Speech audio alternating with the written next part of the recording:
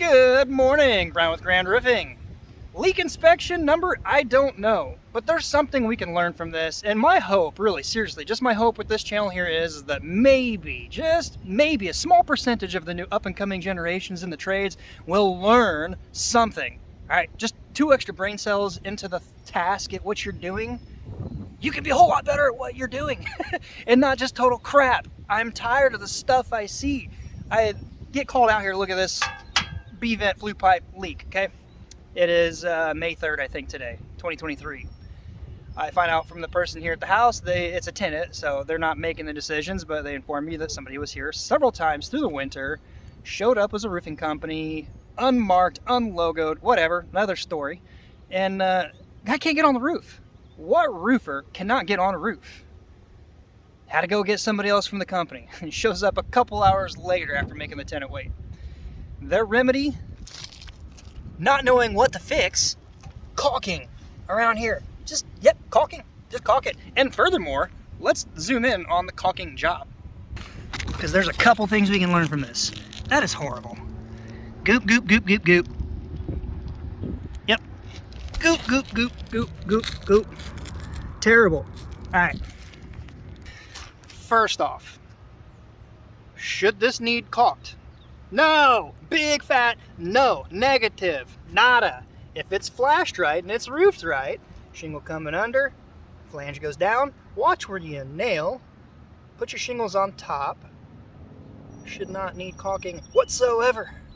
That somebody doesn't know what they're doing, but stuck them with a bill. Still leaking. Sorry for the sarcasm, and it's irritating. All right.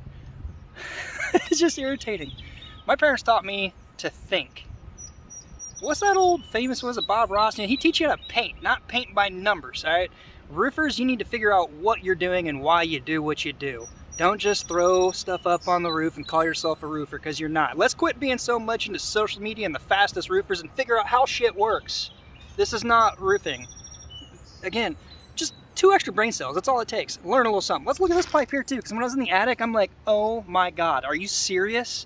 It's a cast iron pipe, smeared with tar everywhere, just gooping down. It's all in the insulation. I should have taken a picture, but at this point I'm just really annoyed. Crawling in this nice, tight, dark, dirty attic with dust flying. Didn't even have my mask, I know. My fault, my bad judgment.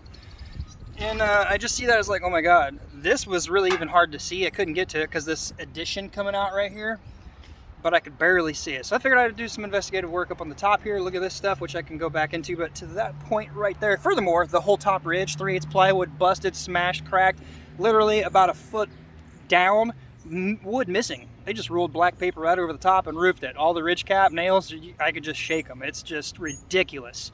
I don't know the history on if a contractor did this, a DIY or what, but there's still some stuff we can learn. Now with the pipe here, because they added this on later, the pipe didn't come up high enough. It's PVC pipe. Look at this. What did it do? A freaking hacksaw? Or did they just smack it with a hatchet and shatter it? I don't know. But if you look down here, hopefully light will shine in there. You can see that gap right there. If it'll focus maybe. Try to get my camera light.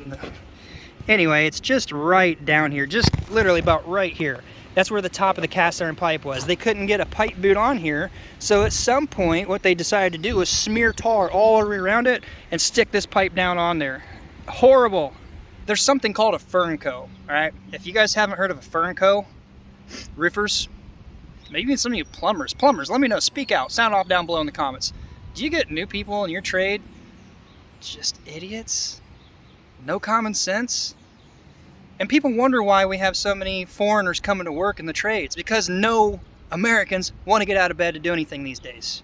It's ridiculous. It's another reason why I want to try to leave something, so some of you guys might want to have a desire to learn.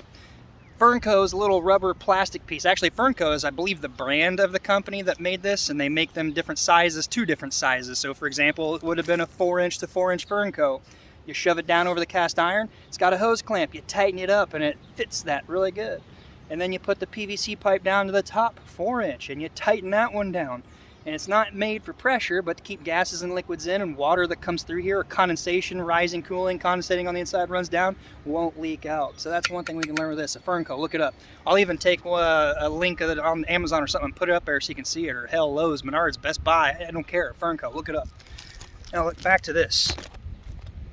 Taking this off, looking down in here, I can see it. I don't know if this is going to focus, but just trust me. Again, in the attic somewhere, just below this height here, there's another fitting. It feels like it's screwed together, but inside the utility room, they literally cut this pipe, so there's no fitting for it, shoved a crimp pipe into it and zip screwed it to it. You can see gaps around it. Not good when you're dealing with carbon monoxide, but whatever.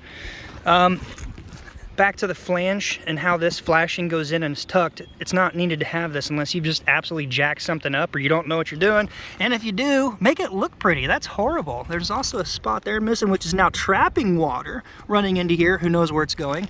Same with this. I want to point that out too.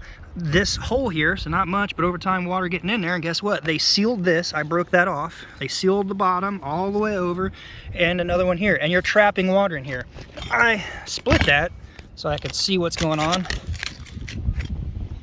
And there's water all up under here. It's dirty, it's nasty. There's some water in there. We hadn't had rain for a couple of days. You're just trapping water. So if you're gonna go through the trouble of caulking all this, at least caulk the hole so water doesn't get in, and trapping it right there. So that's another thing. Furthermore, flashing, flange, collar, whatever you wanna call it, and then the rain collar here, whatever you wanna call it. HVAC guys, let me know. But this covers the jagged cut right here. So this not being sealed, conditions being right, rain hitting the roof and splattering around, runs down that. You got bigger gaps around it. I've seen leaks because of that. The tenant stated that water was dripping down the outside of the pipe in the utility room there. That is a good indication of what that would be coming from. So I'm gonna make sure these are down. You might want to seal this, bring this down. It's a nice tight fit. By the way, I showed in other videos, there's this little bent out part that comes over this little crimp seam, and that's there from the manufacturer to make the pipe.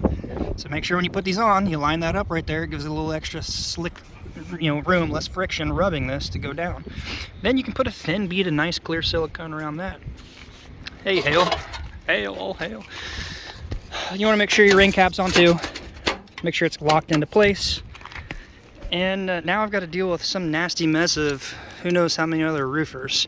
The other obvious thing, I want to make sure that the keyways are stacked right. There's no nails in the keyways. Just common sense roofing basics.